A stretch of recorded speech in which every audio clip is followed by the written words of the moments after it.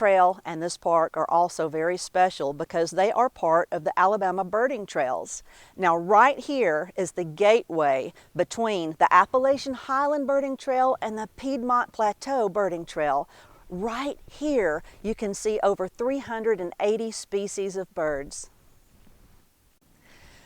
I would like to thank you for visiting with us today, for spending some time at Cheaha State Park.